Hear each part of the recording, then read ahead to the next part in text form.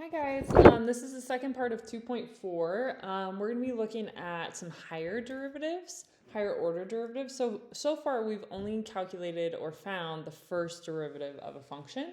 We can find as many different derivatives as we want. So we call it the first derivative, the second, the third, on and on and on until we get to the nth. So here's kind of the notation. So first derivative, we use that prime notation, which is one tick mark. Second derivative would have two, and we could call that y double prime, y triple prime. Y, once we get to 4, we just start denoting it with the actual number in parentheses, okay? So here's again prime notation, what that looks like. Here's Leibniz notation, so we just put the number of the derivative attached on the d and the x on the numerator and denominator, okay? So those are kind of the different ways we can denote which derivative we're finding. Okay, so let's practice it. Find the second, third, and fourth. So basically, the second derivative is just the derivative of the first. So I'm going to actually find the first derivative to start. So I'm going to use my power rule. So I'm going to bring down my 3, multiply by the 2, and get 6x squared. So the second derivative is now just finding the derivative of this. So I'm going to use my power rule again, bring down my 2, times 6 is 12, and my exponent decreases by 1. The third derivative would just be 12. It's the derivative of the second derivative. And then y to the fourth, I shouldn't say y to the fourth. The fourth derivative of y is going to be 0. And anything after that is also going to be 0. So this is kind of something to know too, just a reminder. So the nth order derivative of x to a power function is a constant, so all derivatives of order greater than n equals 0. So if we look back here, my original function had a degree of 3, so anything higher than a degree of 3 is going to be 0 when I'm finding the derivative. So anything beyond the third derivative would be 0. So that's kind of just a nice rule to remember. But finding the first, second, third is just taking the derivative of the previous derivative to get which one we want. Okay, so now let's try number 2. It says find the second and third derivative of the function. So actually we did this function earlier. I'm going to go up where I have that, you guys. Did I do that one here? Yes, okay. So this was in the previous video. This was example 2. So we already found this derivative to be this. Okay, I'm going to leave it in this form right here. So I'm just going to write that was the first derivative. We found that in the previous video using our product rule. Okay, so I'm going to write that one down. That we had the first derivative of y using our product rule was e to the x times x squared plus 2x plus 1.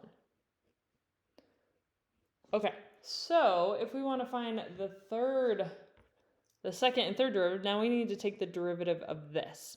So I'm going to use the product rule again. So this is like the f and the g, so the product rule, right? We're going to take f prime, which is e to the x, times g, so leave it as is, plus f times g prime. So g prime, we're going to use our power rule on that guy, bring down the 2. Okay, so again, I can kind of see I have e to the x in both of those, so I can factor out the e to the x and write it like this.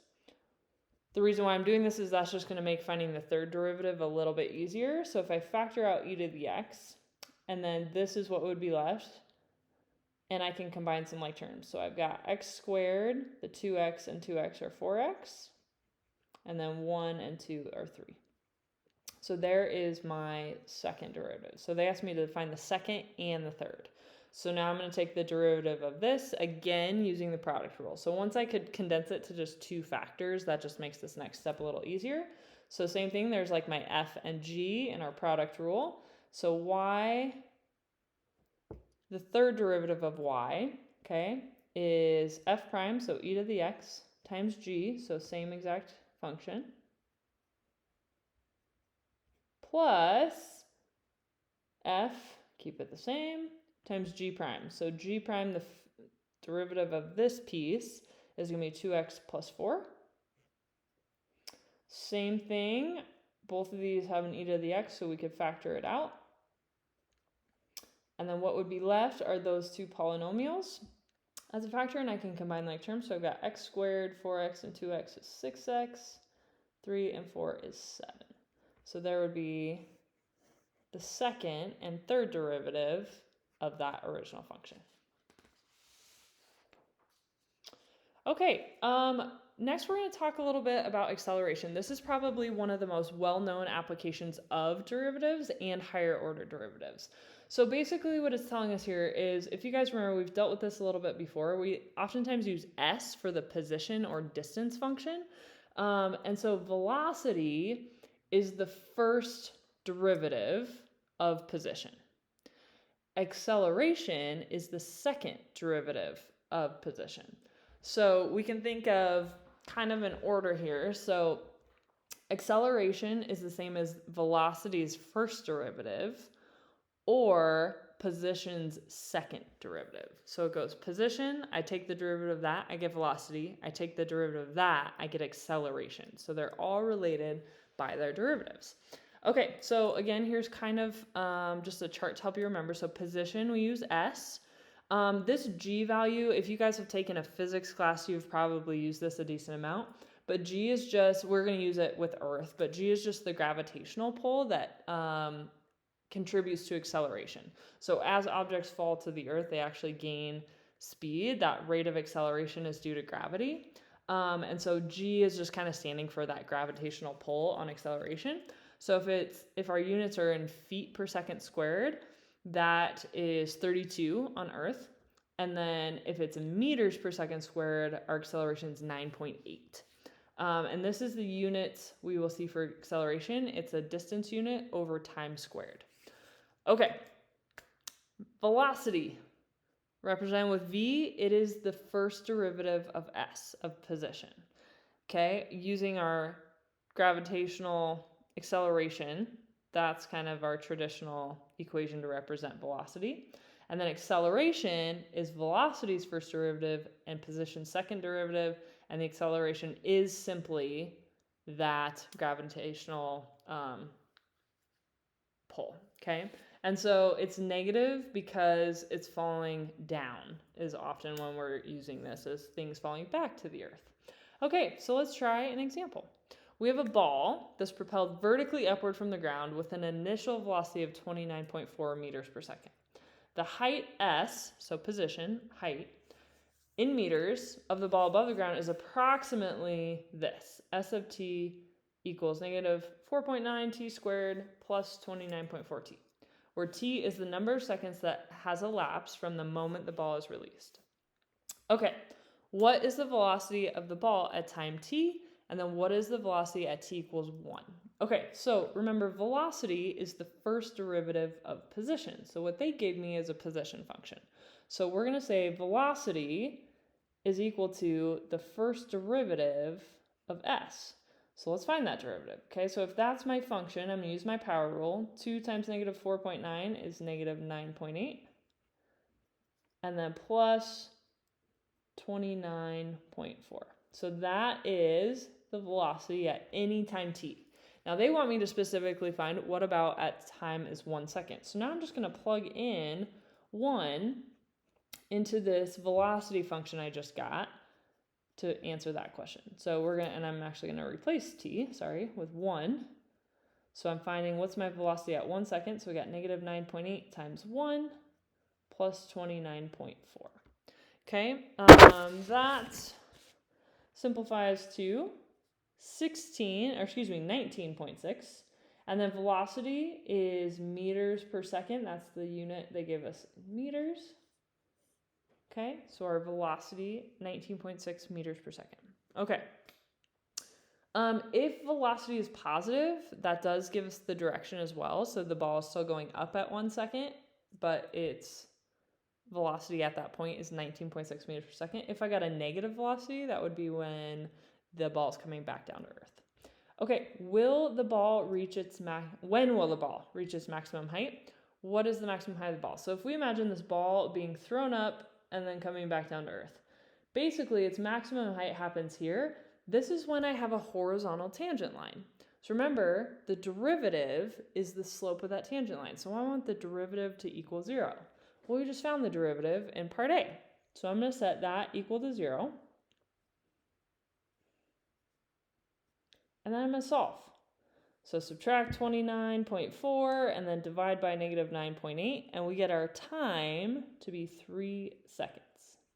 So that is when it will reach its maximum height, is after 3 seconds. So that kind of answers question 1. Now, what is the maximum height? Okay, so maximum height, this is a position. So I need to use the S function. So I'm going to go back to my original function and I'm going to plug in the time for which it's getting to its maximum height. So we're going to find S of 3. So I'm plugging in 3 for all my t's. So I got negative 4.9 times t squared plus 29.4 times 3. Okay, so sorry, I should have plugged in 3 for that one as well. All right. Simplify here, and we get our maximum height at 3 seconds to be 44.1. And so this is a height, so we're going to give it proper unit of meters. Okay, part C. What is the acceleration of the ball at any time t? So remember, acceleration is the derivative of velocity, or the second derivative of position. So if I take acceleration is going to be the derivative of velocity. So if we go back to our velocity function we found in part A, the derivative of that would be negative 9.8. Okay? And that's at any time, that's our acceleration. So that's kind of matching up with this, right? A is negative 9.8. Our velocity was negative 9.8 t, plus if we have an initial velocity, that will vary a little bit. Same with this guy for that function. All right, how long is the ball in the air? Okay, so we can actually think about this 2 ways. We can set our position back to 0. So I could solve this guy, S of t equals 0. So I could set that, my original equation, equal to 0 and solve using factoring, using quadratic formula, using graphing, whatever I want to do to solve that. Or we can actually think about this logically. And I can say, okay, here's my ball, right? I threw it up. It took 3 seconds to get to the top. So it's got to take 3 more if it's a quadratic, right? Which it is, at t squared, to come back down. So that's going to be a total of 6 seconds. So if it took 3 seconds to get to the top, it's got to take 3 seconds to come back down. So you can think about it that way, or we could solve this equation for my zeros, okay? All right. What is the velocity of the ball upon impact with the ground? What is its speed? So this question might be a little confusing because for most of us, we think that's the same thing, velocity and speed. It basically is. So speed is the absolute value of velocity. So it is essentially the same thing, but speed's always going to be positive, where velocity could be negative, and that just gives us direction if it's negative. But whenever I talk about speed, it's always going to be a positive number. Okay. What is the velocity of the ball upon impact with the ground? Okay, so we know it takes 6 seconds to get back to the ground. So we're going to find the velocity at 6 seconds. Okay, so I'm going to go back to part A. We found our velocity function right there. So I'm going to do negative 9.8 times 6 plus 29.4 and simplify that. And we get negative 29.4. Again, I could call that meters per second. So this is the velocity. Okay, it is negative, so that tells me it's going down. But the speed then is 29.4 meters per second. So this tells us about direction. The speed does not. Speed is just that positive number, the absolute value of velocity. Okay. What is the total distance traveled by the ball? Okay, so the ball travels all this way, all that position, and then it comes back down. So basically, it's kind of like this amount happens twice because it goes up that amount and then down that amount. So the position function, right, if I'm asking about total distance, I want to use that S function. And you might think, well, can I just plug in S of 0? Because that's like how long it took to get back down.